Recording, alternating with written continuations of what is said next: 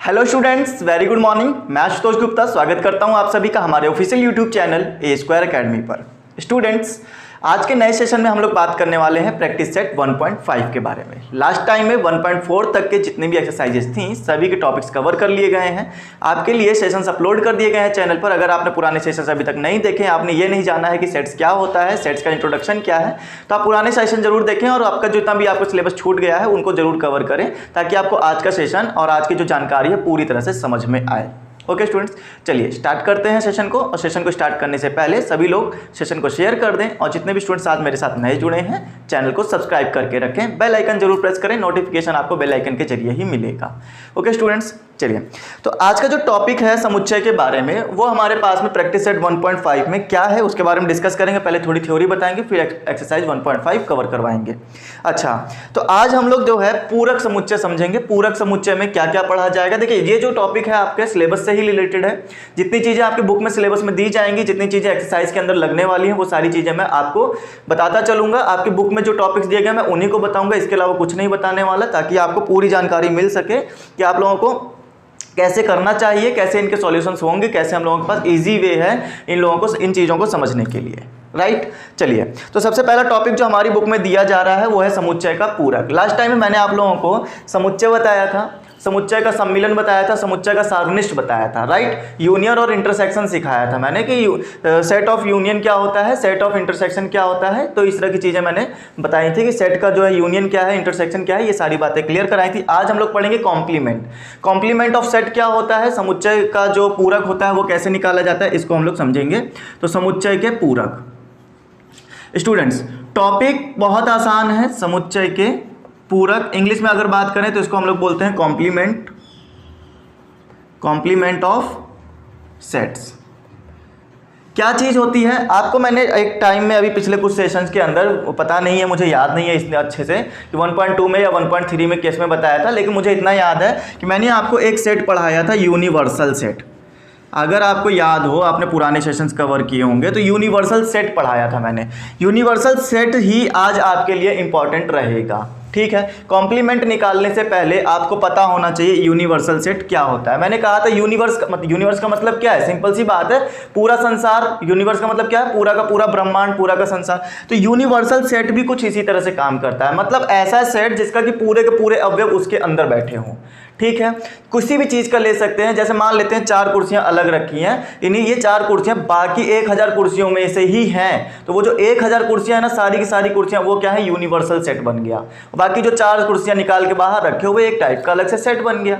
तो इस तरह की चीज़ें जो कि आपको क्या सारे एलिमेंट एक ही उसमें मिलने लगे, तो आप कहते हो वो क्या है, यूनिवर्सल सेट है। मैंने ऐसे कुछ भाषा आपको समझाई थी। राइट, कुछ इस तरह के वर्ड्स में आपको बताया था कि जब सारे एलिमेंट आपको मिल जाए तो आप क्या कहोगे, यूनिवर्सल सेट बन गया। अच्छा, तो आज हम इसको पढ़ क्यों रहे हैं, इसका काम क्या है। अगर मान लो कि आपके पास में कोई सेट ए है, देखो कॉम्प्लीमेंट का जो डिफिनीशन है ना, वो तो डिफिनीशन तो चलो याद करोगे ही, जो कि आपको कभी ना कभी पूछ लेंगे कोई भी, वो तो ठीक है। लेकिन कॉम्प्लीमेंट को सॉल्व करने का जो तरीका है वो बाय एग्जांपल मैं आपको समझाता हूँ कि एक, अगर मान लेते हैं कोई सेट है मेरे पास में, अगर ए नाम का कोई भी सेट हुआ, तो जैसे कि 2, 4, 6, 8, 10, ये मेरे पास इसके अंदर कुछ अवयव आ गए। ठीक है, मुझे इसका निकालना है कॉम्प्लीमेंट। कॉम्प्लीमेंट का मतलब क्या होता है, कॉम्प्लीमेंट का मतलब होता है, इसका जो सिंबल होता है वो होता है ए डैश, और इसका जो मतलब होता है वो होता है यू में से ए को माइनस कर देना। यू मतलब क्या है, यूनिवर्सल सेट है। अब मुझे यहाँ पर ए तब माइनस होगा जब यूनिवर्सल सेट पता होगा। अब यहाँ पे क्वेश्चन आता है कि सर यूनिवर्सल सेट कहाँ से लाएं, तो आपको लाना कहीं से नहीं है, क्वेश्चन आपको खुद देगा कि इस सेट का यूनिवर्सल सेट क्या है। ठीक है, क्योंकि यूनिवर्सल कुछ भी बनाया जा सकता है। ये सम संख्याएं लिखी गई हैं, मैं प्राकृतिक संख्याओं का या इंटीजर्स का, पूर्णांक का, किसी का भी एक यूनिवर्सल बना सकता हूं। लेकिन मुझे क्या करना है, मुझे इसको यूनिवर्सल सेट से माइनस करवाना है। तो पहले ये बताया जाए कि यूनिवर्सल सेट क्या है। चलिए, तो मैंने कहा कि यूनिवर्सल सेट जो है आपके पास में वो है 1 2 3 4 5 डैश डैश डैश, इस तरह से चलता रहेगा। राइट, इतनी बात क्लियर हो गई हो तो बताइए। ठीक है सर, यूनिवर्सल सेट क्या हो जाएगा 1 2 3 4 5 डैश डैश डैश आगे चाहे जहां तक लेके जाओ, मतलब कुल मिला के एक बात ये हो गई कि ये प्राकृतिक संख्या है, नेचुरल नंबर भरे हुए हैं। अब आपको यहाँ पर इसका क्या करना है, कॉम्प्लीमेंट बनाना है। कॉम्प्लीमेंट किसी सेट का बनाया जाता है, तो ए का कॉम्प्लीमेंट ए डैश निकल कर आता है। ए डैश कैसे निकाला जाता है, यू माइनस ए। जो अंतर वाला सेट होता था मैंने आपको सॉल्व करना सिखाया था, कैसे बताया था कि यू के वो एलिमेंट ले लो जो ए में नहीं है, u के वो एलिमेंट ले लो जो a में नहीं है। अब मेरी बात को समझो, a में 1 नहीं है, u में 1 है लेकिन a में नहीं है, तो मतलब 1 हमें ले लेना चाहिए। u के वो एलिमेंट लेने हैं जो a में नहीं है, इस लाइन को ध्यान करते हुए आप ढूंढते जाओ। तो u में 1 है, a में 1 नहीं है, u में 2 है लेकिन a में 2 है, हम नहीं ले सकते। 3 यहाँ पर है लेकिन यहाँ 3 नहीं है, तो हम लेंगे। फिर हम लोग 5 लेंगे, फिर हम लोग 8 7 आगे आएगा कहीं ना कहीं, 5 6 7 8 9 10, यहाँ पे कोई नंबर गैप नहीं होगा, तो 7 आएगा। फिर उसके बाद 9 आएगा, फिर उसके बाद 10 यहाँ भी आएगा, 10 यहाँ भी आएगा, जो कि नहीं ले सकते। हम लोग क्या करेंगे, 11 लेंगे। अब हमारे पास में यहाँ पे 12 13 14 सब कुछ आएगा, क्योंकि हमारे पास यहाँ सिर्फ 10 तक ही नंबर दिए गए थे, तो मेरे पास में 12 13 डैश डैश डैश इस तरह के आगे जितने नंबर बचते जाएंगे वो हमारे पास बन के तैयार हो जाएगा। तो हमने क्या बोला, यू के वो एलिमेंट ले लो जो ए में ना हो। तो देखो ए में 2 4 6 8 10 ये छोड़कर बाकी सारे नंबर हमने यू के ले लिए हैं। क्या आप देख पा रहे हैं इतना? ठीक, तो सेट का कॉम्प्लीमेंट बनाना आ गया, इतनी बात क्लियर हो गई। तो आपको एक तरीके से ये फॉर्मूला जो है याद रखना है कि जो कॉम्प्लीमेंट ऑफ सेट होता है वो ए डैश से रिप्रेजेंट कराया जाता है। ये जो सिंबल अगर आप कॉमा जैसा देख रहे हैं तो ये इसको हम लोग डैश बोलते हैं, राइट। तो इसको कैसे लिखना है, यू माइनस ए, यूनिवर्सल में से उसी सेट को माइनस कर दो जिस सेट का आप कॉम्प्लीमेंट बनाना चाहते हो। चलिए आगे देखते हैं। तो कॉम्प्लीमेंट क्लियर हो गया, तो कॉम्प्लीमेंट की परिभाषा आप लोग आराम से लिख सकते हो, दी जा रही है आपको स्क्रीन पे, वो आप लोग आराम से लिख सकते हो, राइट। चलिए, तो समुच्चय का पूरक पहला टॉपिक हमने कवर करा दिया बुक का। अब देखते हैं आगे टॉपिक क्या दिया हुआ है, उसको हम लोग कवर कराते हैं।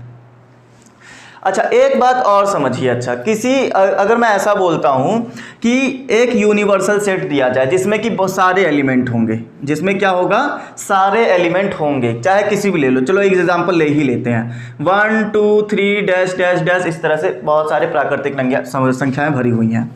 ए जो होगा वो हमारा इसी के अंदर से एक सेट निकाल के रख लेते हैं, बाई चांस मान लेते हैं मैंने रख लिया 3 4 5, ये मेरा एक सेट हो गया। अब इस तरह से मैं ये कह सकता हूं ना कि ए जो है वो उप समुच्चय बन गया है, उप समुच्चय यूनिवर्सल का बन गया। देखिए, मैं जितने भी टर्म्स बोलूंगा ना, उप समुच्चय हो गया, बिलोंग्स टू हो गया, प्रदर्शित करता है, इस तरह की जो चीजें वर्ड्स आएंगी ना, ये आपको तभी क्लियर हो पाएगा जब आप पुराने सेशंस देख चुके होंगे। क्योंकि जितने भी नए नए टर्म्स अगर आपको लग रहे हैं, अगर आप एकदम बीचों बीच से 1.5 से आए हो कूद के, तो ये बात तो क्लियर है कि आपको पूरी सारी चीजें नहीं समझ में आने वाली। और ये बात भी क्लियर है कि मैं सारी चीजें यहाँ पे सारे टॉपिक एक साथ नहीं कराने वाला, क्योंकि मैं ये जो आपको ऊपर उप समुच्चय बता रहा हूँ, सबसेट बता रहा हूँ, ये मैं पहले बता चुका हूँ। ठीक, अब या तो मैं सबसेट पढ़ा लूँ और या तो मैं कॉम्प्लीमेंट पढ़ा लूँ।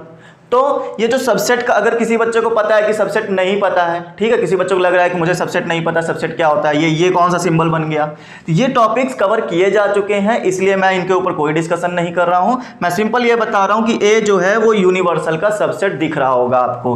क्या होता था सबसेट, कि ए के इसमें यू के कुछ ऐसे एलिमेंट हो जो कि बाहर निकाल के रख दिए जाए तो कोई एक सेट बनता है, वो सेट इसका यू का सबसेट बनता है। तो इस कंडीशन पर आपको याद रखना है कि ए का कोई ना कोई कॉम्प्लीमेंट आएगा, ए का कॉम्प्लीमेंट निकाल सकते हो, वो भी यूनिवर्सल का सबसेट होगा। ये बात आपको याद रखनी है। ये एक टाइप की टिप्पणी दी गई है, एक टाइप का नोटिस आपको दिया गया है, इसको आप लोग नोटिस बोल सकते हो, राइट। एक नोट करके रख लो, या आप नोटिस ना कह के नोट लिख लो। इसको क्या नोट लिखना है, अगर कोई सेट यूनिवर्सल का सबसेट है, क्या है, सबसेट है, तो हम यहां क्या कर सकते हैं, तो उस सेट का कॉम्प्लीमेंट भी उस यूनिवर्सल का सबसेट होगा। ये कहां दिया गया है, ये पेज नंबर, आपको बुक के पेज नंबर में बता रहा हूं, कहां दिया है, पेज नंबर ही नहीं मिल रहा है, चलो हाँ, पेज नंबर 23 में दिया गया है स्टूडेंट्स, ये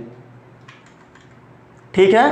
तो ये बात जो दी गई है ये पेज नंबर 23 में आपको दी गई है, जो मैंने समझाया है ये आपको तैयार रखना है, इतनी बात उम्मीद करता हूं ये चीज़ आपको क्लियर हो गई होगी कि अगर कोई सेट किसी यूनिवर्सल का सबसेट है तो उसका कॉम्प्लीमेंट जो बनाया जाएगा वो भी यूनिवर्सल का सबसेट ही निकल कर आएगा। ये बात आपको ध्यान रखनी है। चलिए अगला टॉपिक कवर किया जाए।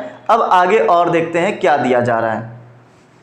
अच्छा, अब यहां पर ना जरा आप देखिए, कॉम्प्लीमेंट का भी कॉम्प्लीमेंट निकालिए। कॉम्प्लीमेंट का भी क्या करें, कॉम्प्लीमेंट निकालो तो क्या होगा, जरा ये बताओ। बात समझ रहे हो? आपने कोई कॉम्प्लीमेंट निकाला, फिर उसका भी कॉम्प्लीमेंट निकालो। कैसे? जैसे मान लेते हैं कॉम्प्लीमेंट ऑफ कॉम्प्लीमेंट अगर आपको निकालना है, समुच्चय जो कि पूरक का भी पूरक निकालना हो, तो आपको याद रखना है जैसे कोई यूनिवर्सल सेट होता है, ठीक है, कोई भी ले लेते हैं, ए भी कोई एक सेट है, तो इसका कॉम्प्लीमेंट बनाने के लिए आप ए डैश करते हो, जो कि इसका मतलब होता है यू माइनस ए करना, राइट, जिसका मतलब क्या होता है यू माइनस ए, यूनिवर्सल में से उस सेट को माइनस कर देना। लेकिन मुझे क्या करना है, कॉम्प्लीमेंट का भी कॉम्प्लीमेंट करना है। अब जरा इस बात को समझो, ए डैश तो था ही, कॉम्प्लीमेंट तो था ही, इसका भी कॉम्प्लीमेंट करना है तो इसको भी हम कॉम्प्लीमेंट लगा देंगे। डैश का मतलब ही होता है कॉम्प्लीमेंट, ये सिंबल की वजह से तो पहले तो सेट था, अब कॉम्प्लीमेंट बनने के लिए डैश लगा दिया था। इसको कैसे लिखेंगे, इसको लिखेंगे यू माइनस ए डैश, जो ये होता है यही तो माइनस कराया जाता है, ए का ही तो हमने कॉम्प्लीमेंट लगाया था तो ए को ही माइनस कराएंगे, ए डैश का कॉम्प्लीमेंट लिया है तो ए डैश ही तो माइनस कराओगे भाई साहब। तो आपके पास क्या पता चला, आपको पता चलेगा, जरा ये बताओ इसकी वैल्यू कितनी है ए डैश की, क्या मैं यहाँ से रखूँ, ए डैश जो है यू माइनस ए है, u माइनस ए है, तो आप कहोगे u माइनस यू प्लस ए, मतलब ये से u कैंसिल हो गया, बचा क्या, a बचा। तो आपने एक चीज़ यहाँ पर क्या देखी कि अगर हम लोग कॉम्प्लीमेंट का भी कॉम्प्लीमेंट लेते हैं तो वही सेट तैयार होकर आता है जो सेट आपके पास शुरुआत में था। क्लियर, मजेदार बात लगी आपको? ये भी एक टाइप का नोट बना के रखो, इसमें ना सारी डिफिनीशन नहीं, आपको तरीके याद रखने हैं। कुछ आपके पास में फॉर्मूले हैं, ये समझो कि ये फॉर्मूले हैं, फॉर्मूले तैयार करने हैं। अभी पूछा भी जाएगा, अगर हम कॉम्प्लीमेंट का कॉम्प्लीमेंट निकालेंगे तो क्या आएगा, तो ए ही आएगा, वही सेट आएगा जिसका आप कॉम्प्लीमेंट का कॉम्प्लीमेंट बना रहे हो, राइट। तो एक चीज ये भी ध्यान रखो, ये इंपॉर्टेंट है, स्टार मार्क लगा दो, ये इंपॉर्टेंट है आपके पास में। तो ये चीज क्लियर हो गई। तो आपको एक चीज और समझा दी है कि कॉम्प्लीमेंट का कॉम्प्लीमेंट क्या होता है, वही सेट होता है जो आप निकालना चाहते हैं। अच्छा, अब हमारे पास में एक और उदाहरण दिया गया स्टूडेंट्स, आप ना इस चीज़ को जरा बहुत ही ध्यान से समझेंगे। इसका मैं प्रूफ नहीं, इसको मैं बस आपको याद करने के लिए सलाह दूंगा, आप इसके प्रूफ के पीछे मत भागो, बस याद करने के लिए। इसका जैसे प्रूफ किया ना, तो ये प्रूफ नहीं पूछा जाएगा आपको बस टॉपिक पूछा जाएगा कि अगर हम कॉम्प्लीमेंट का कॉम्प्लीमेंट निकालें तो क्या आएगा, तो ए ही आएगा, जिसका आप सेट निकाल लो वही सेट आ जाता है। इस तरह से टॉपिक पूछेगा, ये नहीं पूछेगा प्रूफ करके दिखाओ। आपको क्या करना है, अब मैं एक और चीज़ सिखाता हूँ। ए यूनियन बी का अगर आप लोग डैश निकालते हो, अब ए यूनियन बी का डैश का मतलब क्या होता है, अगर आप इसको ओपन करके लिखो तो यू में से ए यूनियन बी माइनस करना है। याद रहे ये यूनियन का साइन है और ये यूनिवर्सल सेट है, ठीक है, ये यूनियन का साइन है। यूनियन का मतलब क्या, सब कुछ ले लेना होता था। अच्छा, ये मतलब नहीं था मेरा, आपको लिखने का तरीका ये बताया था, बट मैं आपको याद क्या कराना चाहता हूं, आपको याद ये रखना है कि ए यूनियन बी का अगर कॉम्प्लीमेंट निकालते हो तो ए का भी कॉम्प्लीमेंट लगता है, जैसे ब्रैकेट हटा दो अगर बाई चांस, तो ए का भी डैश लग जाएगा, बी का भी डैश लग जाएगा, बट आपके पास में इंटरसेक्शन आ जाएगा। याद रहे, यहां यूनियन है, यहां इंटरसेक्शन है, एक चीज ये याद कर लो, ठीक है। प्रूफ कराने के लिए अलग सेशन ले लिया जाएगा, बट अभी हम लोगों को क्या करना है, इसको आपको याद करके चलना है। आइए अगला देखते हैं। फिर इसी का अपोजिट पढ़ें, जब यहाँ यूनियन था तो यहाँ इंटरसेक्शन लिया गया। अब आपके पास में यहाँ इंटरसेक्शन होगा तो ए डैश बी डैश के बीच में यूनियन काम करेगा। उल्टा कर देना, ये बात आपको क्लियर होनी चाहिए। क्या इतनी बात क्लियर है? ए इंटरसेक्शन बी डैश का ए डैश यूनियन बी डैश आता है। तो ये दो तरह के एक और फॉर्मूले मैंने आपको याद करवाए, ये आपको याद होने चाहिए स्टूडेंट्स। उम्मीद है आपको ये चीज़ समझ में आ गई होगी। जो भी चीज़ मैं आपको बताना चाहता था, ये चीज़ आपको क्लियर होनी चाहिए, राइट। तो ये दो टॉपिक्स और आ गए आपके सामने। अब आपके सामने हम कुछ और बातें बता देते हैं, जैसे कि आपको जो चीज़ें याद रखनी है वो क्या है। अच्छा, ये मैं जो बुक में टॉपिक दिए गए हैं, इसको ना आप लोग क्या बोल सकते हो, ये दोनों ही डी मॉर्गन फॉर्मूले कहलाते हैं, डी मॉर्गन नियम कहलाता है, ऐसा आप बोलोगे। अगर कोई पूछे डी मॉर्गन नियम क्या है, तो डी मॉर्गन नियम ए यूनियन बी का कॉम्प्लीमेंट निकालने से ए कॉम्प्लीमेंट और बी कॉम्प्लीमेंट का इंटरसेक्शन निकल कर आता है। अगर यहाँ यूनियन लगा होता है तो यहाँ इंटरसेक्शन, अगर यहाँ इंटरसेक्शन तो यहाँ यूनियन लगा होता है, ऐसा डी मॉर्गन जी ने बताया था। क्लियर इतनी बात? तो इसी को हम लोग डी मॉर्गन नियम कहते हैं। आइए और टॉपिक आपके कवर करवाते हैं। अब आपके पास में कुछ गुणधर्म बताए गए हैं, कुछ प्रिंसिपल्स बताए गए हैं। प्रिंसिपल्स क्या हैं जरा उसके बारे में डिस्कस किया जाए। ठीक है, ये प्रिंसिपल याद करने होंगे आपको, तो गुणधर्म या प्रिंसिपल आप बोल सकते हो। अच्छा, क्या क्या गुणधर्म है? पहला गुणधर्म जो कि आपके बुक से ही मैं टॉपिक से रिलेटेड बता रहा हूं, कहीं अलग से नहीं बता रहा हूं। तो पहला गुणधर्म यह बताया गया है कि अगर आप ए और ए डैश का यूनियन लेते हैं, ए और ए डैश का यूनियन लेते हैं, तो वो यूनिवर्सल सेट ही बनकर तैयार होगा। ये बात आपको याद रखनी है। पहला गुणधर्म हो गया। दूसरा बोला गया है, इसी से रिलेटेड है, अगर आप ए और ए डैश का इंटरसेक्शन लेते हैं तो कुछ नहीं मिलेगा, तो खाली सेट मिलेगा। यहां पर तो सब कुछ मिलेगा, यूनियन करने से सब कुछ मिलेगा। यूनियन का मतलब क्या होता है, सॉरी यूनिवर्सल का मतलब क्या होता है, सब सारे एलिमेंट, पूरा का पूरा यूनिवर्स। तो यहां पर सब कुछ मिलेगा यूनियन करने से, इंटरसेक्शन करने से खाली हाथ आओगे, कुछ नहीं मिलेगा। पहला रूल आपका तैयार होना चाहिए, जिसको कि आप लोग पूरक नियम के नाम से जानते हैं। क्या नाम से जानते हैं? पूरक नियम। अच्छा, एक दूसरा वाला और बताया जा रहा है, डी मॉर्गन।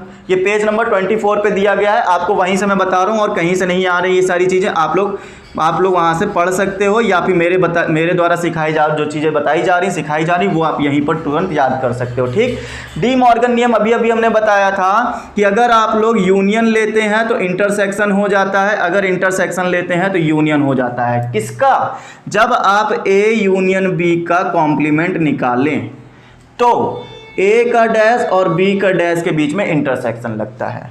अगर आप ए और बी का कॉम्प्लीमेंट निकालें तो आपका ए डैश और बी डैश के बीच में यूनियन लगता है, जब यहाँ पर इंटरसेक्शन होता है। यही तो सिखाया है, जब यूनियन तो इंटरसेक्शन, जब इंटरसेक्शन तो यूनियन। तो ये हो गया डी मॉर्गन नियम का सत्यापन, जो कि आपको ऐसे याद रखना है। अगला देखते हैं। अच्छा, पूरक नियम पढ़ लिया, पूरक नियम जाना। अभी मैंने आपको एक और नियम आपसे इससे पहले बताया था कि कॉम्प्लीमेंट का भी कॉम्प्लीमेंट करना, मतलब पूरक का भी पूरक। अब पूरक कितनी बार कर रहे हो? 2 बार पूरक, तो इसको हम लोग क्या बोलेंगे? द्विपूरक नियम। द्विपूरक नियम, पूरक का भी पूरक है ना, तो द्विपूरक। तो यहां पे क्या हो जाएगा? ए कॉम्प्लीमेंट का कॉम्प्लीमेंट करने से ए ही आता है। ये बात अभी मैंने थोड़ी देर पहले जस्ट आपको सिखाई है। अच्छा, ये बातें क्लियर हो गई हो तो चलिए आगे देखेंगे। और एक और चीज आप लोग जानते रहिए, यहां पर फाई और यूनिवर्सल सेट का नियम बोला गया है। एक और नियम बोला गया है, कौन सा? फाई और यूनिवर्सल सेट का नियम।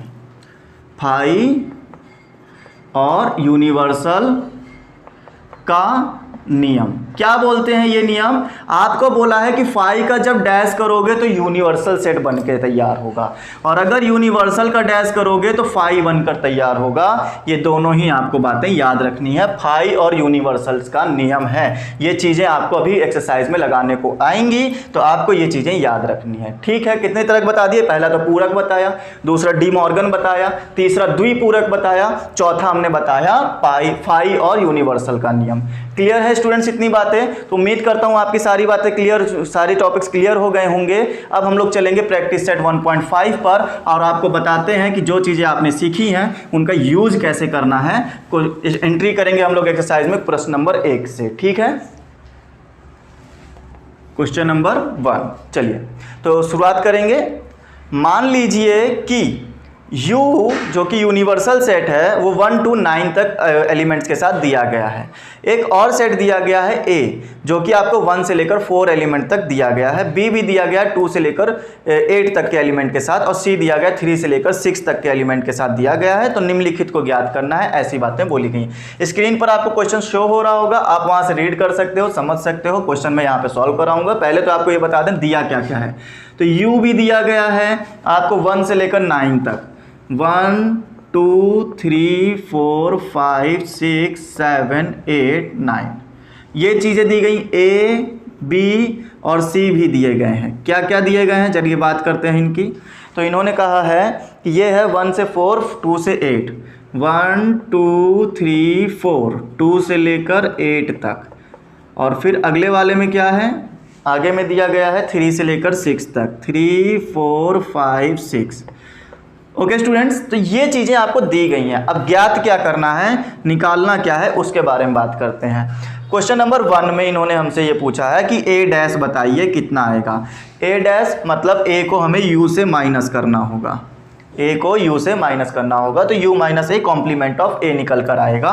तो यू माइनस ए का मतलब क्या होगा, यू के उन अवयवों को उठाना है, उन एलिमेंट्स को उठाना है जो ए में नहीं है, याद रहे।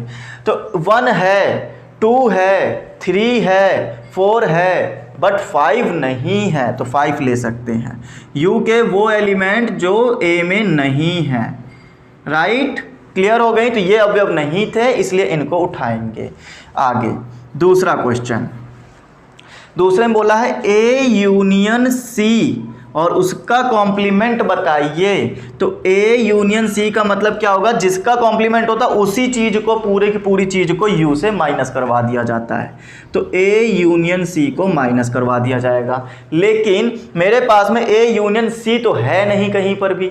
अब क्या करें, तो पहले ए यूनियन सी निकालेंगे, इसका हम लोगों को सम्मिलन निकालना होगा। यूनियन मतलब क्या होता है, सम्मिलन, तो सम्मिलन निकालेंगे। ए यूनियन सी कैसे आएगा, तो सबसे पहला काम ए यूनियन सी, जो बच्चे नए हैं इस एक्सरसाइज में, ठीक है, वो समझ लें क्या करते हैं। यूनियन जब लगा हो बीच में, तो आपको ए और सी के सारे एलिमेंट उठा लेने हैं, सारे, बस कॉपी मत कर देना, 2 बार मत लिख देना। 1 है, ठीक है, 2 ले लो, 3 ले लो, 4 ले लो, मैंने इसके ले लिए अभी। अब सी में आ जाओ, 3 ऑलरेडी ले चुके हैं, 4 ले चुके हैं, 5 ले लो और 6 ले लो। देखिए सारे एलिमेंट आ गए। इसका देखोगे 1 से लेकर 4 तक पहले ही ले चुके हैं, यहाँ सी में देखोगे 3 से लेकर 6 तक हमारे आ चुके हैं, बट डबल नहीं करना। ए यूनियन सी निकल आया। ए यूनियन सी का अब हम लोग यूज करेंगे कैसे, अच्छा हम लोग इसको माइनस मिटा भी नहीं सकते, यहाँ पे कर देते हैं। यहाँ पे देखिएगा स्टूडेंट्स, मैं यहाँ इस वाले क्वेश्चन को आगे बढ़ा देता हूँ। यू के वो एलिमेंट उठा लो जो कि इसमें ए यूनियन सी में ना हो, ठीक है। तो आपका क्या निकल कर आएगा, ए यूनियन सी का डैश निकल कर आएगा। चलिए देखते हैं, यू के वो एलिमेंट जो इनमें ना हो। तो 1 है, 2 है, 3 4 5 6 तक है, लेकिन 7 नहीं है, 8 नहीं है, 9 नहीं है। यू के 7 8 9 इसमें नहीं है, इसलिए हम इनको लेंगे, राइट। तो ये तरीका हो गया दूसरे क्वेश्चन को सॉल्व करने का।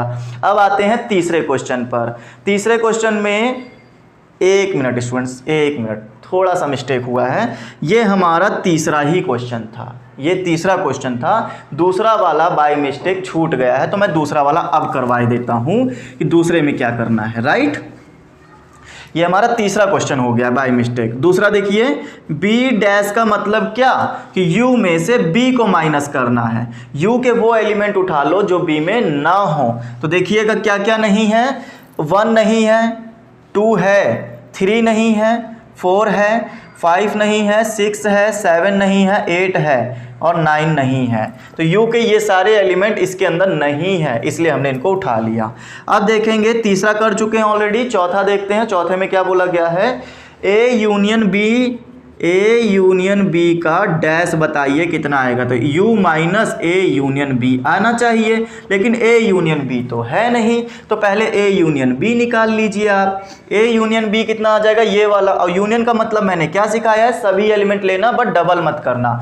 1 लेंगे, 2 लेंगे, 3 लेंगे, 4 लेंगे, 6 लेंगे और 8 लेंगे। क्या इतनी बात क्लियर है, 1 2 3 4 यहाँ तक हो गया।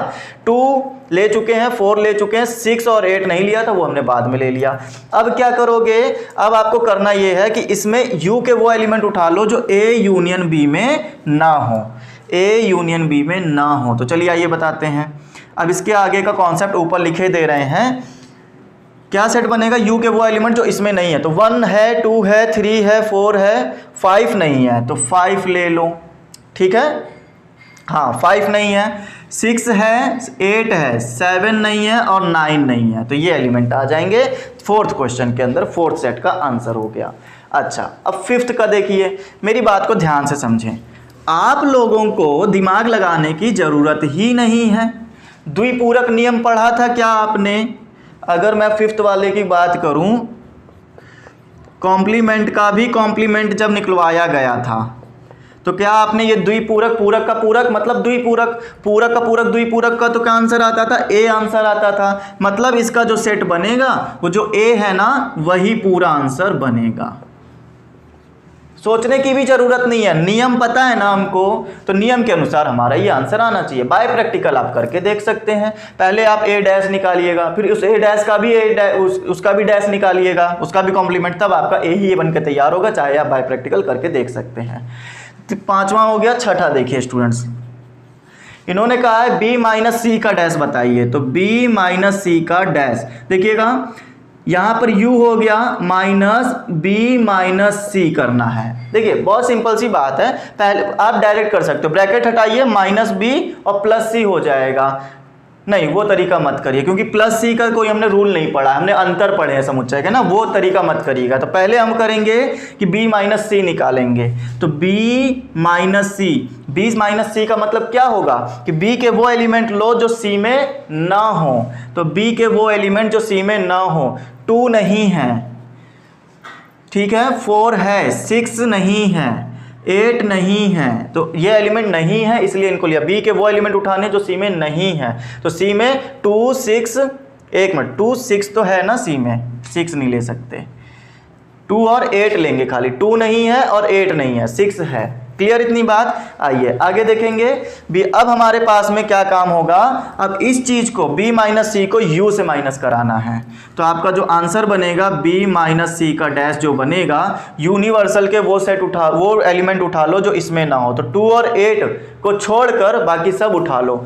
1 नहीं है, 2 है, 3 4 5 6 7 और 9, ये एलिमेंट नहीं है। किसमें? सी, इसमें नहीं है, बी माइनस सी में नहीं है, इसलिए बाकी सब एलिमेंट को उठाएंगे, इनको छोड़ देंगे। क्लियर इतनी बात? चलिए, तो उम्मीद करता हूं आपको पहला क्वेश्चन फुल डिटेल में समझ में आ गया होगा। जितने भी तरीके थे उतने तरीके से हमने करके बता दिया।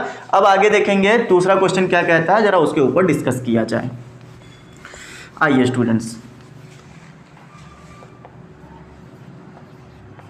क्वेश्चन नंबर 2 क्या बोला है, एक यूनिवर्सल दे दिया गया है, बोला गया है इफ मतलब यदि u इतना है तो निम्नलिखित समुच्चयों के पूरक ज्ञात कीजिए। पूरक का मतलब कॉम्प्लीमेंट का मतलब डैश निकालना है। तो u कितना दिया है पहले तो वो बता दो। a b c d e f g h दिया गया है, a b c d e f g और h दिया गया है, ये u है। तो आपको पूरक बताना है a डैश का। पहला question, a is equal to A B C है, ए बी सी है, ठीक है। तो इसका कॉम्प्लीमेंट बताओ, इसका पूरक बताओ। तो इसका पूरक a डैश आएगा। वो कैसे आएगा? u माइनस ए करके आएगा। तो u माइनस ए का मतलब u के वो एलिमेंट उठाओ जो a में नहीं है। तो a b c को छोड़कर बाकी सब नहीं है, तो d e f g h, ये आंसर हो गया। दूसरा क्वेश्चन बोला है b D E F G, ये एलिमेंट दे दिए गए हैं B में। तो उसके बाद बोलता है B डैश निकालिए, पूरक निकालिए इसका। तो इनको छोड़कर बाकी सब ले लेने हैं। तो इनको छोड़ दीजिए, D E F G छोड़ दीजिए, A B C H आ जाएगा, A B C H, right. B इसका मतलब क्या हो गया? इसका मतलब B डैश जब निकालने जाओगे तो B डैश कैसे आएगा? B minus U minus B करके आएगा, राइट, U माइनस B। तो हमने वही तो किया है यहाँ पर, देखोगे U के वो एलिमेंट जो B में नहीं है। तो B में A B C H छोड़कर बाकी सब है, तो D E F G छोड़ दो, बाकी सब ले लो। थर्ड वाला देखिए, उसके बाद में इन्होंने कहा है C वाले में बोला गया है A C E G, ये एलिमेंट आपको C के दिए गए हैं। तो आपको बोला है C डैश बताइए। तो U माइनस C करना पड़ेगा, इन एलिमेंट्स को छोड़ दो, बाकी सब ले लो। तो A छोड़ दो, C छोड़ दो, E छोड़ दो और G छोड़ दो। तो मेरे हिसाब से यहाँ पर B आना चाहिए, D आना चाहिए, F और H आना चाहिए, राइट। ये सब एलिमेंट छोड़ के बाकी सब मिल गए। उसके बाद में C के बाद में D आता है, F G H A। और देख लीजिए लगे यहाँ चौथा क्वेश्चन भी, D F G H A। सुनिएगा स्टूडेंट्स, D डैश निकालना है, U माइनस D करेंगे, U के वो एलिमेंट लेंगे जो D में नहीं है। तो A नहीं है, बी नहीं है, सी नहीं है, उसके बाद में डी भी नहीं है, ठीक है। एक मिनट, ए है स्टूडेंट्स, ए ये लास्ट में मिल गया, तो बी नहीं है, सी नहीं है, डी नहीं है, ई भी नहीं है, तो ई हम यहाँ लिखे दे रहे हैं। उसके बाद एफ है, जी है, एच है, ए है, तो ये सारे एलिमेंट हो गए। तो ये मेरे पास में आंसर बन के तैयार हो गया। तो ये इस तरह से कॉम्प्लीमेंट निकालने हैं, जो कि आपको एक आसान तरीका लगा होगा, बिल्कुल ना। चलिए, थ्योरी में आपको जो मैंने नियम याद करने को दिए हैं वो शायद आपके लिए हार्ड लगे हों, बट वो अभी जब यूज करेंगे, पूरक द्विपूरक इस तरह से जब यूज करेंगे तो आपको आसान लगने लगेगा। आइए आगे बात करेंगे और समझेंगे क्या हमें दिया जा रहा है। चलो उसके बारे में डिस्कस किया जाए। क्वेश्चन नंबर 2 के बाद में क्वेश्चन नंबर 3 देखते हैं क्या बोला गया है। बोलते ये हैं कि प्राकृत संख्याओं के समुच्चय को सार्वत्रिक समुच्चय मानते हुए, तो प्राकृतिक संख्याओं का जो समुच्चय होगा वो हमारा सार्वत्रिक समुच्चय होगा। सार्वत्रिक का मतलब होता है यूनिवर्सल सेट होगा।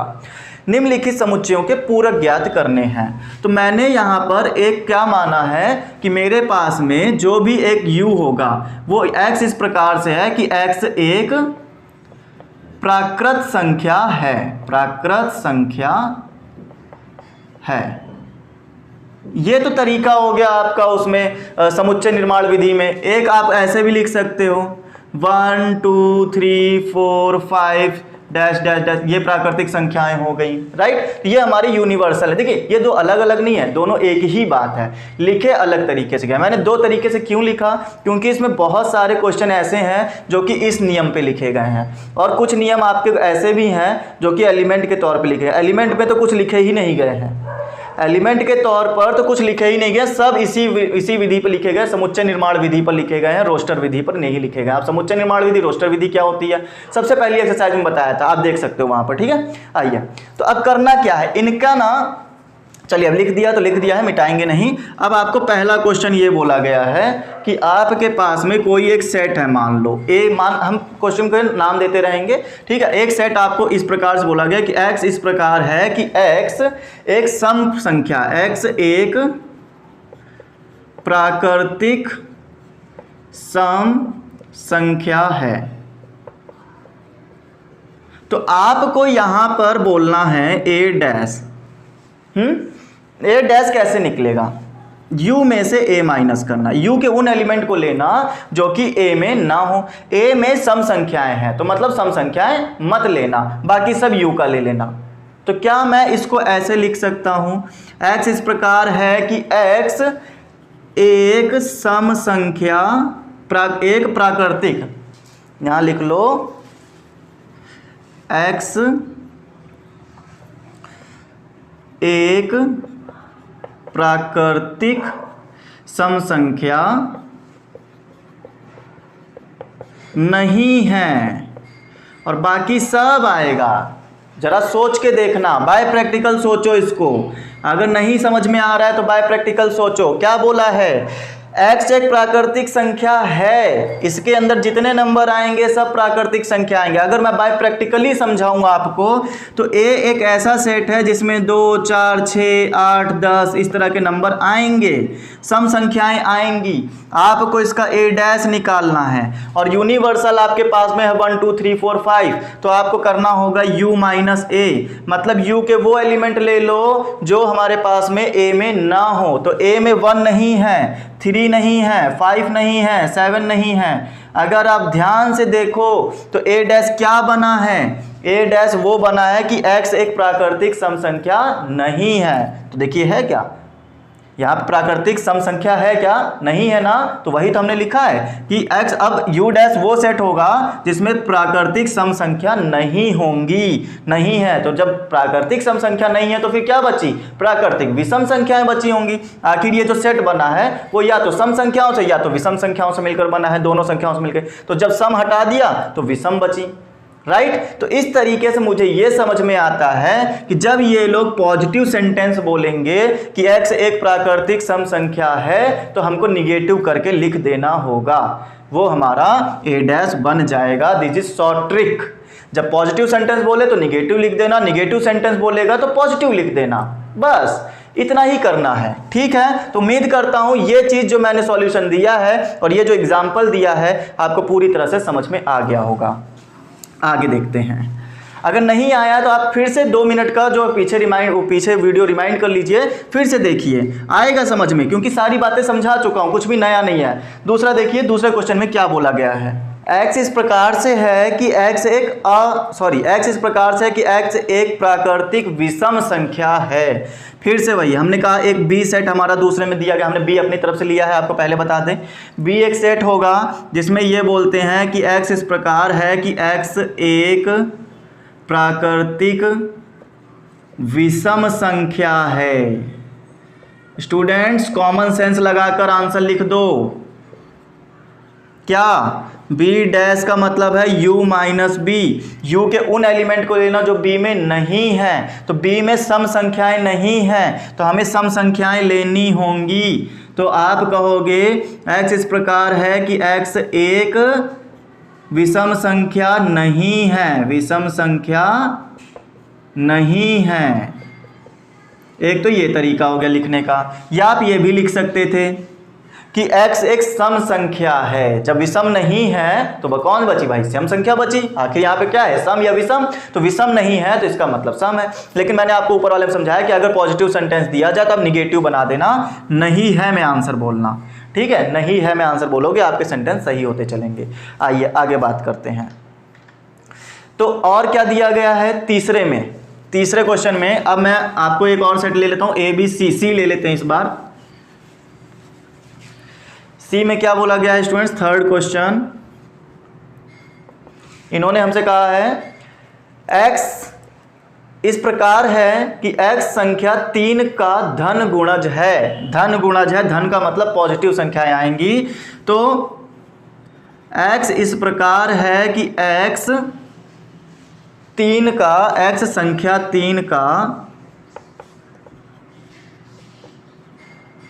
धन गुणज है, ठीक है। तो हमें क्या लिखना चाहिए सी डैश में, हमें लिखना चाहिए कि x इस प्रकार है कि x संख्या 3 का धन गुणज नहीं है। उम्मीद है आपको क्वेश्चन पूरी तरह से क्लियर हो रहे होंगे। क्या लिखा है मैंने, आप जरा इसको बाय प्रैक्टिकल समझें। अगर मैं इसका कोई सेट बनाऊं तो यहाँ पे 3 के गुणा जाएंगे, मतलब 3, 6, 9, 12, 15 इस तरह का 3 का टेबल आएगा, राइट। लेकिन मैं जब इसको लेने जाऊंगा तो यहाँ पे u के उन एलिमेंट को लेना है जो c में ना हो। अब c में कौन कौन नहीं है, 3 का टेबल हटा दो, बाकी सब आएंगे, 1 आएगा, 3 आएगा, 4 आएगा। तो मैंने क्या बोला, यहाँ 3 का गुणज नहीं है, बाकी सब है, 3 का गुणज नहीं है। तो 3 का गुणज हटाते जाना, 3 हटा देना, 6 हटा देना, 9 हटा देना। तो 1 2 3 4 5 ये सब, 3 छोड़ के 4 5 7 8 ये सब तो होंगे ना, 3 के गुणज नहीं होंगे खाली। तो ये वाला जो बनेगा 3 का गुणज नहीं होगा, बाकी सब होगा, ठीक है। चलिए फोर्थ क्वेश्चन देखिए से इसी तरह से। फोर्थ में इन्होंने बोला है कि x इस प्रकार है कि x एक अभाज्य संख्या है। डी हम बना लेते हैं। x इस प्रकार है कि x एक अभाज्य संख्या है। भाई साहब अभाज्य संख्या क्या होती है, पहले तो ये बता दीजिए। अभाज्य संख्या वो होती है जो खुद के टेबल में आए, 1 के टेबल में आए, लेकिन और किसी के टेबल में ना आए। जैसे 2 5 3 7 11 ये सब या तो 2 खुद के टेबल में आएगा या 1 के टेबल में। 5 भी या तो खुद के टेबल में या 1 के टेबल में। 3 भी खुद के टेबल में आएगा या तो 1 के टेबल में आएगा। 7 भी खुद के टेबल में या 1 के। इसी तरह से आगे नंबर लेते जाओ जो सोच सोच के। 11 भी या तो खुद के टेबल में आता है या 1 के टेबल में। अच्छा एक वो बता दें जो दूसरे के टेबल में आता हो, जैसे हम लोग ले लें 6 खुद के टेबल में आता है, 1 के टेबल में आता है, लेकिन ये 2 के टेबल में भी आता है, 3 के टेबल में भी आता है। इस वजह से ये अभाज्य संख्या नहीं है, राइट। तो जो खुद के टेबल में और 1 के टेबल में आए वो अभाज्य है, जो बाकी टेबलों में आए वो अभाज्य नहीं है। हमें बताना क्या है, हमें बताना है डी का डैश बताइए, इसका पूरक बताइए क्या निकल कर आएगा। तो हम कहेंगे भैया अभाज्य संख्याएं छोड़ देना, यू के उन एलिमेंट को लेना है ना जो इसमें ना हो, इसमें ना हो। तो u में 1 नहीं आएगा, 2 आएगा, ठीक है, तो हम इस भाषा में लिखेंगे कि x इस प्रकार से लो कि x एक अभाज्य संख्या ना हो, क्योंकि इसमें अभाज्य है, इनको छोड़ देना तो जो बचेंगी वही संख्याएं नहीं होंगी जो इसमें है, तो बचेंगी 1, उसके बाद 4, उसके बाद 6 आ जाएगा, ठीक है, उसके बाद में आपका 8 आ जाएगा, 9 आ जाएगा, इस तरह के नंबर आते जाएंगे, अभाज्य नहीं है। क्लियर हो गई बातें? चलिए डी के बाद में और अगला क्वेश्चन देखते हैं, 4 के बाद में 5 देखेंगे, 4 के बाद में 5।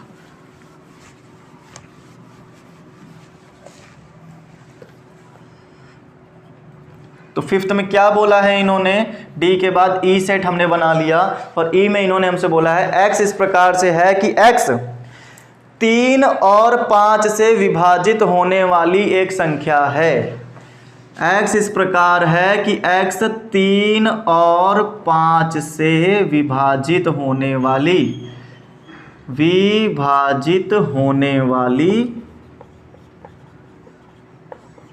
एक संख्या है। हम बताते चलिएगा मुझे, अगर 3 और 5 से विभाजित कौन कौन होता है, या तो वो 3 के टेबल में आता हो या तो 5 के टेबल में आता हो, ठीक है, और या तो वो 15 के टेबल में, 3 बचे 15 हो जाएगा, 15 के टेबल में आता हो, तो ऐसी संख्या हमारी या तो 3 में या तो 5 में आएंगी। तो हमें इतना दिमाग नहीं लगाना, हमने आपको हमेशा बोला है अगर ये पॉजिटिव सेंटेंस बोले तो आपको निगेटिव लिख देना है। तो ई डैश जो बनेगा वो हमारा x इस प्रकार से लिया जाएगा कि x 3 और 5 से विभाजित ना होने वाली संख्या लेनी है, ना होने वाली एक संख्या, राइट, ना होने वाली एक संख्या ले लोगे तो आपका आंसर बन जाएगा। यूनिवर्सल में आपके पास सारे नंबर हैं, प्राकृतिक संख्याएं हैं, तो प्राकृतिक में से अगर मैं 3 और 5 से विभाजित होने वाली संख्याएं हटा दूं तो बाकी जो नंबर बचेंगे वही हमारे यहाँ पर आएंगे। क्लियर हो गई? तो उम्मीद करता हूं दोस्तों मैंने 5 क्वेश्चन आपको सिखाए हैं। आगे वाले क्वेश्चन मैं अब लिखूंगा नहीं इतना बड़ा, अब आपको सिर्फ ओरली आपको बताता चलता हूं और आप समझते चलें। 6 क्वेश्चन में इन्होंने कहा है कि x एक पूर्ण वर्ग संख्या है। x इस प्रकार है कि x ई एफ ले लो, इस प्रकार है x एक पूर्ण वर्ग संख्या है, ठीक है।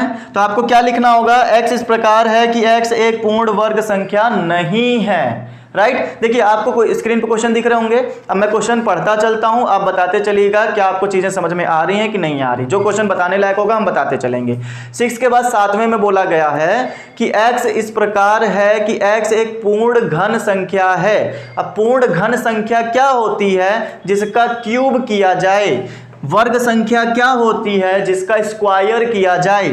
2 का स्क्वायर 4 आना चाहिए, 1 का स्क्वायर 1, 3 का स्क्वायर 9 आएगा इसके अंदर, 4 का स्क्वायर 16 आएगा इसके अंदर आएगा। याद रहे पूर्ण वर्ग संख्या हो तो 4 है, 9 है, 16 है, ये सब वर्ग संख्याएं हैं। किसकी वर्ग हैं? ये सब 4 की वर्ग हैं, ये 3 की वर्ग है, ये 2 की वर्ग। इस तरह से जिसका इसका वर्ग निकलता जाए उसको आप लिखते जाएंगे, और आपको जब f डैश निकालना होगा तो आप लिखेंगे कि वो एक पूर्ण वर्ग संख्या नहीं है। तो जब नहीं है तो बाकी बची हुई संख्याएं होंगी।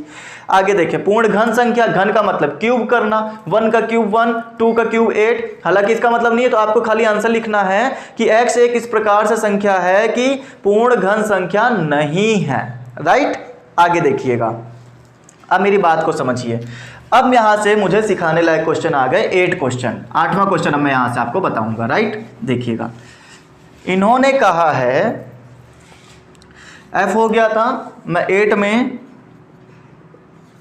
h ले लेता हूं, और इन्होंने कहा है कि x इस प्रकार है कि x + 5 करने से 8 आएगा।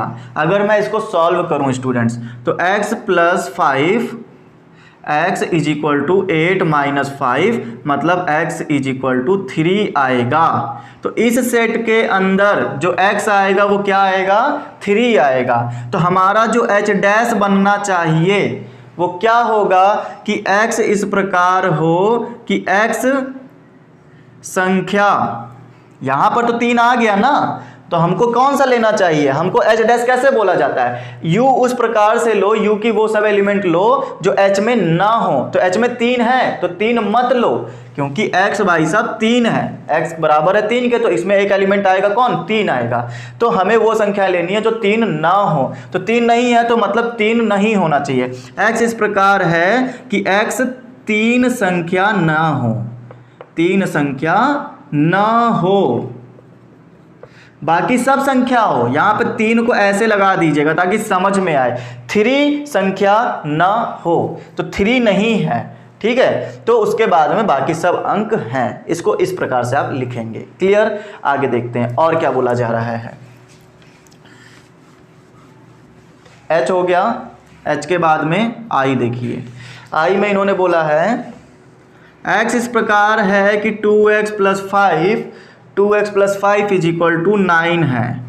अब मेरी बात को ध्यान समझे, हमें x इस प्रकार लेना है ना, तो ये इक्वेशन मत सॉल्व करो, ये इक्वेशन को मत पूरा पढ़ो, आपको इस प्रकार से ले लेना है कि मैं यहाँ डायरेक्ट लिख दूँ 2x plus 5 is equal to 9, तो 2x is equal to 9 minus 5, तो x is equal to 9 minus 5 upon में 2 मतलब 4 अपॉन 2, तो मतलब 2 आ जाएगा, तो x की वैल्यू 2 आ जाएगी। तो x इस प्रकार है कि x बराबर 2 है, x बराबर क्या है, 2 है। तो अब आपको क्या लिखना है, i डैश में आपको लिखना है x इस प्रकार लो कि x बराबर 2 ना हो, ना हो, यहाँ पर है तो यहाँ पे नहीं होना चाहिए, ठीक है। तो ये बात आपको लिखनी पड़ेगी। आई के बाद और दूसरा क्वेश्चन समझिए क्या करना है, हमें वो एलिमेंट लेने होते हैं जो नहीं है उसके अंदर। आई के बाद में जे लेंगे, जे में हमसे बोला जा रहा है, जे में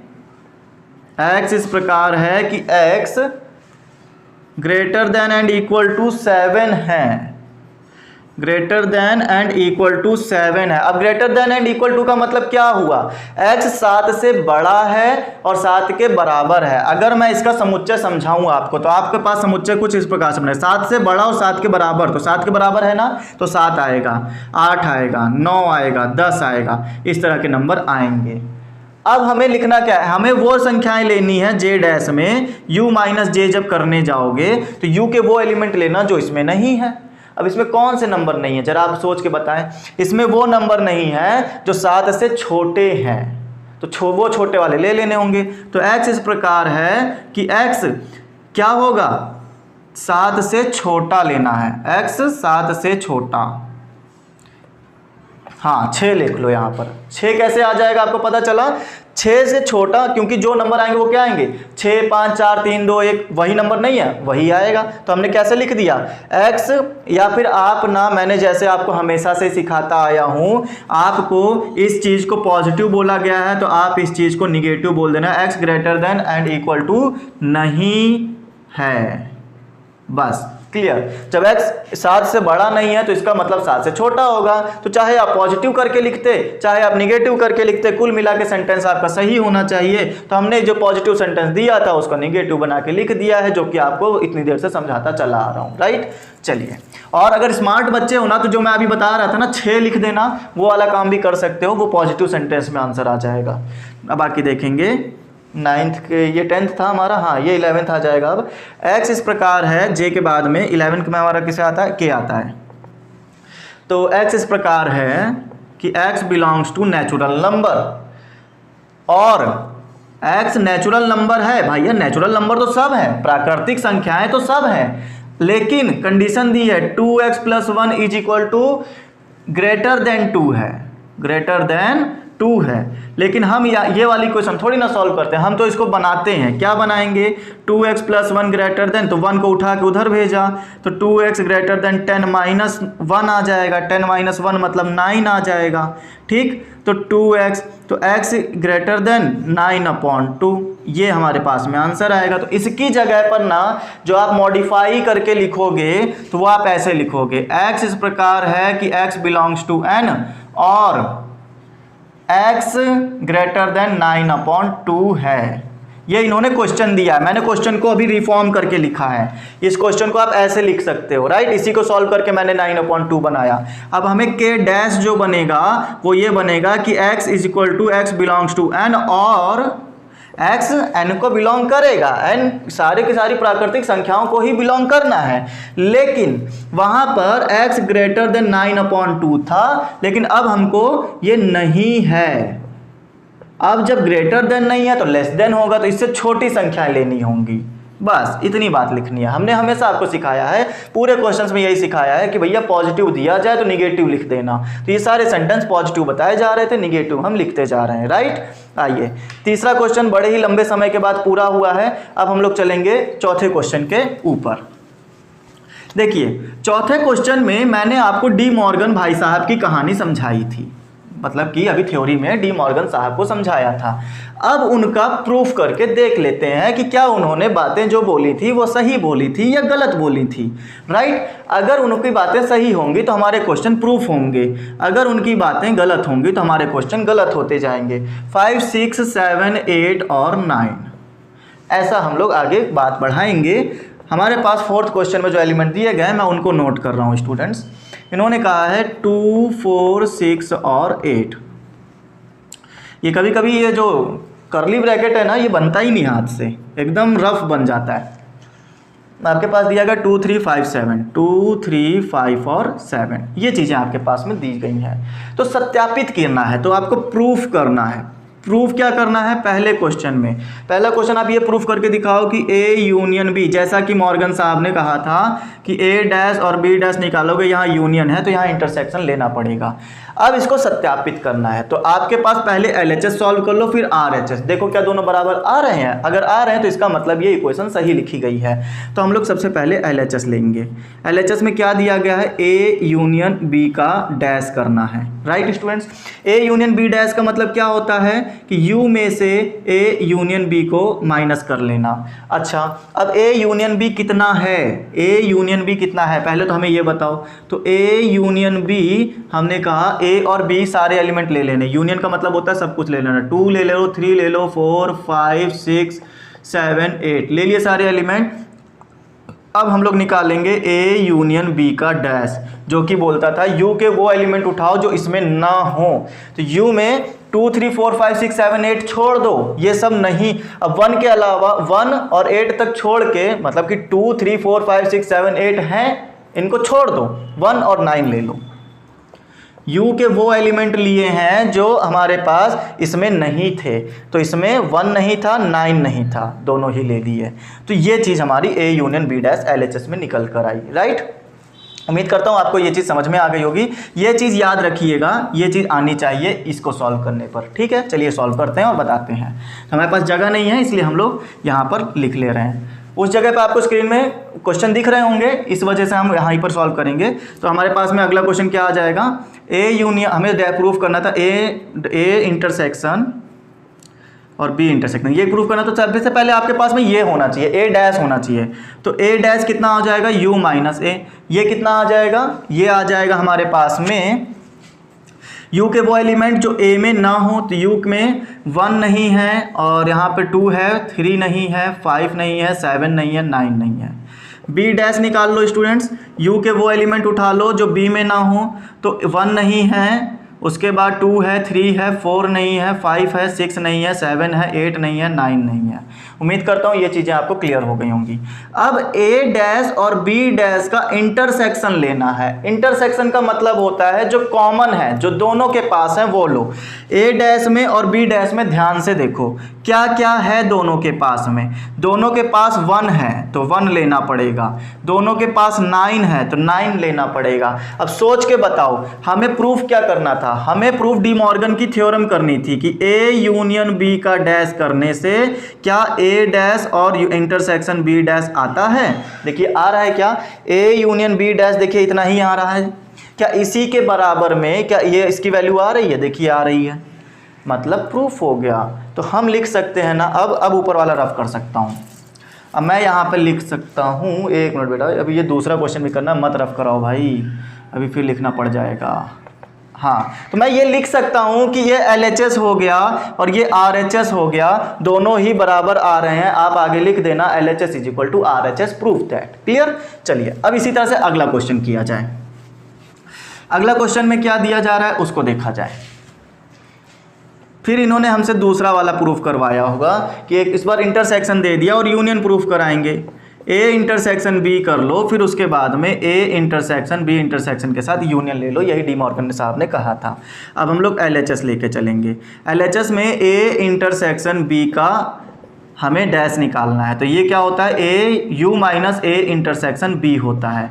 अब ए इंटरसेक्शन बी पहले पता हो आपको, तो ए इंटरसेक्शन बी कैसे आएगा, हमने इंटरसेक्शन का काम क्या बताया, जो कॉमन हो वो लेना। तो ए और बी में क्या क्या कॉमन है, 2 कॉमन है और बस 2 ही कॉमन है, और कुछ कॉमन नहीं है, 5 नहीं है, 4 नहीं है, 8 नहीं है, तो बस 2 ही आएगा इसके पास।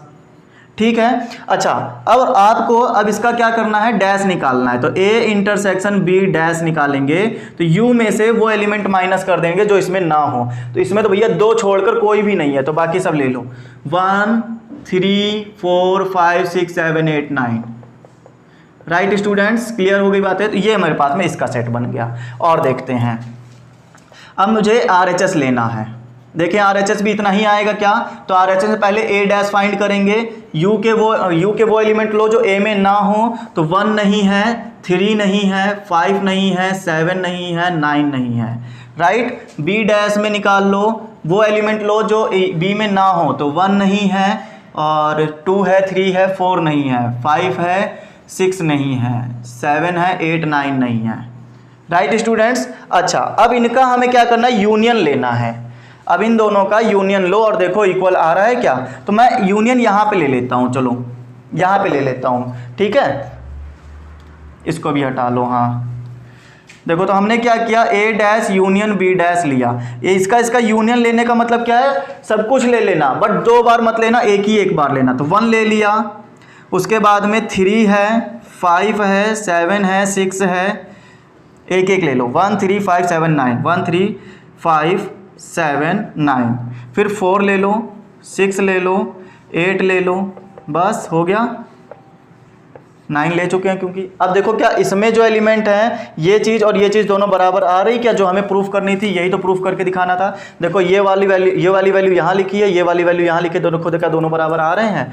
तो हमारे पास में आप देखोगे 1 है, 3 है, 5 है, 7 है, 9 है, 4 भी है, 6 भी है, 8 भी है, सारे एलिमेंट हैं, मतलब दोनों बराबर आ रहे हैं, प्रूफ हो गया। आप आगे लिख देंगे LHS = RHS। चौथा क्वेश्चन कंप्लीट। अब आगे देखेंगे हम लोग 5वें क्वेश्चन को। 5वें क्वेश्चन में क्या समझाया जा रहा है, जरा उसके बारे में समझते चलें। आइए स्टूडेंट्स, स्टार्ट करें क्वेश्चन नंबर 5। क्या बोला है इन्होंने, हमसे बोला गया है निम्नलिखित में से प्रत्येक के लिए उपयुक्त वेन ग्राफ खींचिए। तो वेन डायग्राम आपको बनाना है। पहले क्वेश्चन में आपसे बोला जा रहा है ए यूनियन बी और उसका डैश लगा दिया। ठीक है, देखिए स्टूडेंट, अगर डैश ना लगाया होता तो पहले तो आपको जो वेन डायग्राम बनाया जाता है वो कैसे बनाया जाता है, देखिए यहाँ पर ए और बी का दोनों का बनाना है, तो आप हमेशा ना ऐसे ही बनाइएगा ए और बी को, ताकि पता चले अगर कॉमन लेना हो तो बीच वाला कॉमन भी लिया जा सके। ए और बी हमारे ये रहेंगे, ए में जो आएगा बी में जो आएगा वो यहाँ रखा जाएगा। और ये डब्बा क्यों बनाया, ये यूनिवर्सल है, क्योंकि आप u माइनस ये करोगे ना तो इसका यूनिवर्सल का मतलब, आखिर इसका मतलब क्या होता है, इसका मतलब हो जाएगा, अगर मैं इसको ओपन करूंगा तो a dash intersection b dash ऐसा कुछ बनेगा। तो बट आप इसको ऐसे करके नहीं, इसको ब्रैकेट में लेकर सॉल्व करें, एक ही इंटरसेक्शन लगा हो तो ज़्यादा आसानी होती है करने में मेरे हिसाब से। ठीक, अब देखिए करना क्या होता है, आपको वो एलिमेंट उठाने हैं, वो क्षेत्र छायांकित करना है जो ये कहना चाहता है। ये क्या कहना चाहता है, ये कहना चाहता है कि u के वो एलिमेंट लो जो a यूनियन b में ना हो। अब मेरी बात को समझो, a यूनियन b में ना हो, भैया ये वाला फील्ड a यूनियन b में है, तो हम ये नहीं ले सकते, ये बाहर का जो फील्ड है ना u का, ये लेना है खाली, ये अंदर वाला फील्ड नहीं ले सकते। बात समझ में आई। अब करें कैसे, अब करें ऐसे कुछ, आपको इसका जो आंसर मिलेगा वो कुछ इस प्रकार से मिलेगा। ये हमने फिगर बना लिया u और ये बना दिया a और b। इन्होंने कहा u का वो एलिमेंट ले लो जो a और यूनियन b में ना हो। यूनियन का मतलब सब कुछ, तो a और u का, a और b का यूनियन मतलब ये पूरा फील्ड कवर हो गया, सब कुछ आ गया, जो कॉमन था वो भी आ गया, जो नहीं कॉमन था वो सब भी आ गया। तो ये नहीं लेना है, u का वो फील्ड लो जो कि इसमें ना हो, तो ये एरिया है इसमें, तो ये ना लो, बाकी सब लो। ए यूनियन बी में जो ए और बी के पास हो वो मत लो, बाकी सब लो। तो ये फिगर बन के तैयार हो गया। दूसरा देखेंगे, दूसरे में इन्होंने बोला है A intersection A dash intersection B dash. देखिए ये करने के लिए ना आप कर तो पाओगे, ठीक है, दिमाग लगाओगे कर पाओगे, मैं भी कराऊंगा कर पाओगे, लेकिन मे भी कंफ्यूजन बन सकता है। तो एक अच्छे टीचर के नाते मैं आपको शॉर्ट ट्रिक बताता हूँ करना कैसे। जरा मुझे ये बताओ, क्या डी मॉर्गन भाई साहब ने इसके ऊपर कोई फॉर्मूला बताया था हमें? क्या इसके ऊपर कोई फॉर्मूला बताया था? अगर A intersection B A dash intersection B dash है तो क्या आप इसको ए यूनियन बी का इंटरसेक्शन नहीं लिख सकते? ए यूनियन बी का इंटरसेक्शन नहीं लिख सकते? क्या यही फॉर्मूला बनेगा ना डी मॉर्गन भाई साहब के हिसाब से? और ये चीज़ जब ओपन करोगे तो U minus A union B ही आएगा। तो क्या यही चीज़ आप सॉल्व करके नहीं आए हो क्या? मतलब इस क्वेश्चन में भी जो फिगर बनने वाला है वो यही वाला फिगर बनेगा। क्या ये बात क्लियर हुई स्टूडेंट्स? तो यही फिगर डिट्टो कॉपी कर देना इस जगह पर। तो उम्मीद करता हूँ ये बात आपको समझ में आ गई होगी कि ये मैंने कैसे किया है। मैंने ए डैश बी डैश का फिगर बनाने की नहीं सोची, फिर उसमें इंटरसेक्शन लो वो नहीं सोचा। मैंने कहा डी मॉर्गन साहब के पास चलते हैं, उनके पास तरीका था, उन्होंने ये चीज़ बताई थी, और यही चीज़ तो क्वेश्चन था हमारे पास में पहला वाला। तीसरा क्वेश्चन देखिएगा, लगे हाथ। तीसरे क्वेश्चन में बोला गया है ए इंटरसेक्शन बी डैश बताइए। ए इंटरसेक्शन बी डैश का मतलब क्या होता है? u minus A intersection B. A intersection B का मतलब ये होता है कि आपके पास में जो कॉमन है वो लेना है, ए और बी में जो कॉमन है वो लो। अब मेरी बात को क्लियरली समझो। अच्छा, ये सब रफ करने जा रहा हूँ मैं, इसको सॉल्व करा रहा हूँ, ये मेरा समझो एक एग्जाम्पल फिगर हो गया। अब मैं इसको देखो कैसे समझाने वाला हूँ। ए इंटरसेक्शन बी का पहले तो ये बताओ एरिया कौन सा है? ए और बी में कॉमन एरिया, तो आप कहोगे सर ये है, ए में भी है और बी में भी है। तो बस भाई साहब आप समझ गए। क्या समझना था? यू का वो सब एरिया ले लो जो इसमें ना हो। तो इसमें कौन सा एरिया है? ये वाला एरिया है, ये वाला है। तो ये एरिया छोड़ देना, क्योंकि u का ये पूरा u है, ये पूरा a b सब u ही है आपको, लेकिन u का वो एरिया नहीं लेना है जो इसमें हो। इसमें कौन सा एरिया है? ये वाला, तो ये एरिया नहीं लेना है। क्लियर हुई बातें? आइए, तो इसका फिगर जो बनने वाला है वो कैसे बनेगा, मैं ऊपर बना देता हूँ। इसका फिगर ऐसा बनेगा u। तो u का वो सब एरिया ले लो जो a इंटरसेक्शन b में ना हो।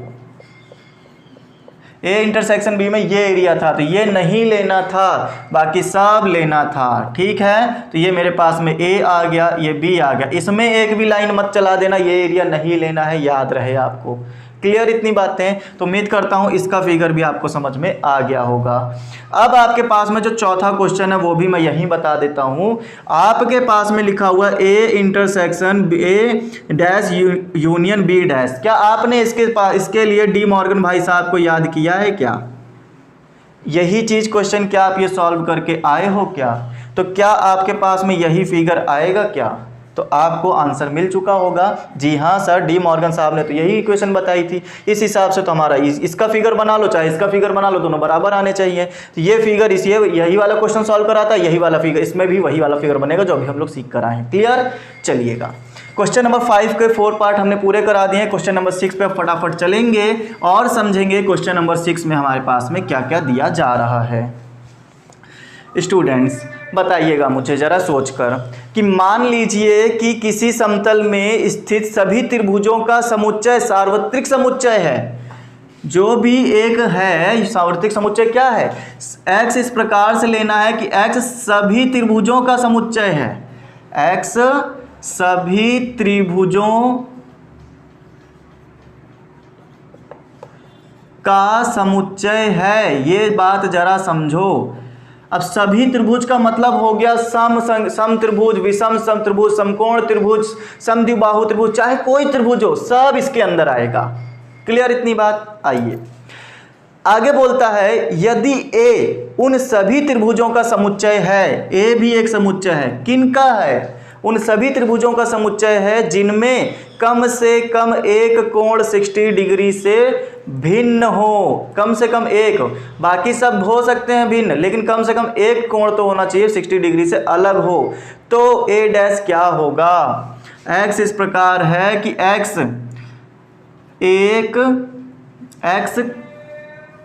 त्रिभुज में कम से कम एक कोण 60 डिग्री से कम हो। भैया इस तरह के 50 क्वेश्चन अभी आप क्वेश्चन नंबर 3 में करके आ चुके हो। जब हमने कहा था कि आपको अब इसका ए डैश निकालना है, तो हमने कहा था जो भी आपको पॉजिटिव सेंटेंस दिया जाए उसका निगेटिव बना देना। क्या आपको बोला था ऐसा ही? एक यूनिवर्सल दिया गया, अब जब उसमें से 60 डिग्री वाले सारे माइनस कर दोगे, क्योंकि इसको क्या करोगे, u माइनस ए, यू के वो सब एलिमेंट ले लो जो ए में ना हो, तो 60 डिग्री वाला है बाकी नहीं है। तो यहां पर आप लिखोगे कि x त्रिभुज में कम से कम एक कोण 60 डिग्री से कम ना हो, वो त्रिभुज लेना है। तो उम्मीद करता हूं अब आप इसका आंसर लिख पाओगे। यहां पर बस निगेटिव सेंटेंस लिख देना, जो मैंने पॉजिटिव लिखा है उसी को आप निगेटिव कर देना, जैसे अभी क्वेश्चन नंबर 3 करके आ रहे हो। बस यही आपको बताना था। क्लियर हो गई बातें स्टूडेंट्स? चलिएगा जरा मेरे साथ आइए क्वेश्चन नंबर 7 पर। आप मुझे क्वेश्चन नंबर 7 करने से पहले आप मुझे ये बताएं, मैंने थ्योरी के लास्ट टर्म में क्या बताया था? क्या मैंने आपको ये सारी चीज़ें सिखाई थी कि अगर आप ए यूनियन ए लेंगे तो आपका यूनियन ही आता था, यूनिवर्सल सेट ही बन के तैयार होगा अगर यूनियन लेते थे। ठीक है, यूनियन का मतलब सब कुछ ले लेना, सब कुछ लेने का मतलब यूनिवर्सल बना लेना। अगर कॉमन लेने जाएंगे, इंटरसेक्शन लेंगे, तो कुछ नहीं मिलेगा, खाली मिलेगा। ये मेरा कौन सा नियम बनता था? पूरक नियम बनता था। क्या ये बात मैंने सिखाई थी आपको? फिर मैंने डी मॉर्गन बताया था, डी मॉर्गन आपको यहाँ पर आपको कई बार बता चुका हूँ। अच्छा, उसके बाद द्विकर्मक बताया था। द्विकर्मक में क्या बताया था? अगर कॉम्प्लीमेंट का कॉम्प्लीमेंट लो तो वही सेट आता था। फिर उसके बाद में मैंने एक फाई और यूनिवर्सल का नियम बताया था कि फाई का डैश लोगे तो यूनिवर्सल आएगा, यूनिवर्सल का डैश लोगे तो फाई आएगा। यही सारी बातें बताई थी। अगर ये सारी बातें याद हों तो अब जरा मुझे ये बताते चलिएगा कि जो क्वेश्चन नंबर 7 में दिया जा रहा है क्या हम उसको सॉल्व कर पाएंगे? आइए, पहले इन्होंने कहा है कि ए यूनियन ए डैश बताइए कितना आएगा। पहले मैं क्वेश्चन बता देता हूं। निम्नलिखित कथनों को सत्य बनाने के लिए रिक्त स्थान भरो। ये सत्य हो तो यहां क्या आएगा? तो भैया अभी अभी आपने पूरक नियम पढ़ा है कि नहीं पढ़ा है? अगर यूनियन लेते हैं किसका? एक सेट का और उसके कॉम्प्लीमेंट का, तो यूनिवर्सल सेट बनता है। क्या याद आया? फिर उसके बाद में ये पहला क्वेश्चन हुआ। दूसरा क्वेश्चन, दूसरे में बोला गया है फाई ले लो और इंटरसेक्शन कर लो ए के साथ में। जरा बताते जाइएगा, फाई का अगर कॉम्प्लीमेंट किया जाता था तो यूनिवर्सल आता था, और यूनिवर्सल और ए में जब अभी आप कॉमन लेंगे, जब भी आप कॉमन लेंगे तो आपको हमेशा ए ही कॉमन मिलेगा और कुछ नहीं मिलेगा। ये आप बाय प्रैक्टिकल समझ सकते हैं, कर सकते हैं, याद कर लीजिएगा। तीसरा क्वेश्चन, तीसरे में क्या आएगा? ए इंटरसेक्शन ए डैश। तो ये भी पूरक नियम के अकॉर्डिंग मैंने बताया था, जब यूनियन लेते हैं तो सब कुछ मिलता है, और जब यूनियन ना लें, इंटरसेक्शन लें, तो कुछ नहीं मिलेगा, फाई मिलता है, खाली मिलता है। फिर आपको बोला जा रहा है यूनिवर्सल इंटरसेक्शन ए बताइए कितना आएगा। यूनिवर्सल इंटरसेक्शन बताइए ए के साथ कितना आएगा। तो जरा बताइएगा, यूनिवर्सल का जब आप डैश लेते हो तो फाई आता है, फाई और ए में जब कॉमन लिया जाए तो इसके पास तो कुछ है ही नहीं लेने के लिए, तो ये जो ए होगा उसी का खाली कॉमन ले पाओगे, मतलब खाली ए ही मिलने वाला है। अच्छा, नहीं, फाई सेट मिलेगा भैया, कॉमन लेना है ना, तो इसके पास तो कुछ है ही नहीं देने के लिए कॉमन, तो खाली इसके पास भी फाई, इसके पास भी फाई, दोनों ही फाई मिलकर कॉमन आ जाएगा, फाई आ जाएगा। ये वाला क्वेश्चन और ये वाला क्वेश्चन आप एग्जांपल लेकर समझना स्टूडेंट्स, ठीक है?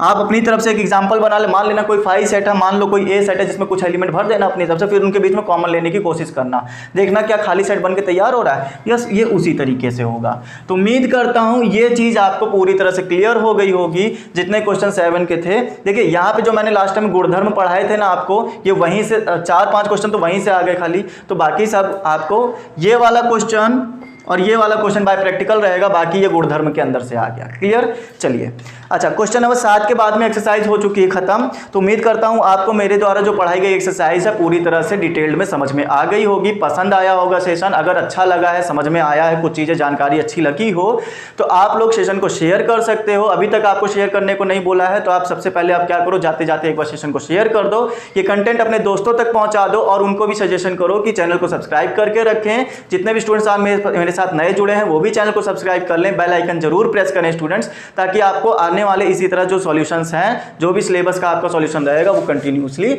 मिल सके, आपके पास तक रेगुलरली पहुंच सके। ओके स्टूडेंट्स, अपना एक्सपीरियंस हमारे साथ शेयर करने के लिए आप कमेंट बॉक्स का यूज़ कर सकते हैं। आप अपना एक्सपीरियंस शेयर करिएगा, आपको किस क्वेश्चन में कैसी क्या सुविधा लगी या फिर कैसी क्या प्रॉब्लम आई, आप कौन कौन से क्वेश्चन से डर रहे हैं, आप अपना एक्सपीरियंस हमारे साथ शेयर कर सकते हैं और उनके सॉल्यूशंस के लिए हम आपके कमेंट पर रिएक्शन देंगे, ठीक है। और अगले टाइम में जब भी आपका कोई क्वेश्चन होगा तो हम अगले सेशन में उसको कवर करेंगे। और नहीं तो आप अगर हमारे साथ कांटेक्ट करना चाहते हैं तो टेलीग्राम पर आप मैसेज डाल सकते हैं, टेलीग्राम का लिंक आपको डिस्क्रिप्शन में मिल जाएगा, आप हमारे चैनल को ज्वाइन कर सकते हैं। वहाँ से आप जो भी क्वेश्चन पूछेंगे तो वहाँ पर आपको तुरंत रिप्लाई दिया जाएगा। तो उम्मीद करता हूँ आपको आज का सेशन अच्छा लगा होगा, ठीक है। आज के दिन में जो हमने कंप्लीट किया है वो सारी चीज़ें आपको समझ में आई होंगी। तो आज के लिए इतना ही रखा जाए स्टूडेंट्स, और बाकी सोशल मीडिया आपको नीचे दिया ही गया है डिस्क्रिप्शन में, जहाँ भी आप फॉलो करना चाहें हमें फॉलो कर सकते हैं, आप हमारे साथ वहाँ पर कांटेक्ट कर सकते हैं। तो आज के लिए इतना ही रखा जाए। सभी लोग मस्त रहें, स्वस्थ रहें, तंदुरुस्त रहें। Bye all of you, take care, stay home and stay safe.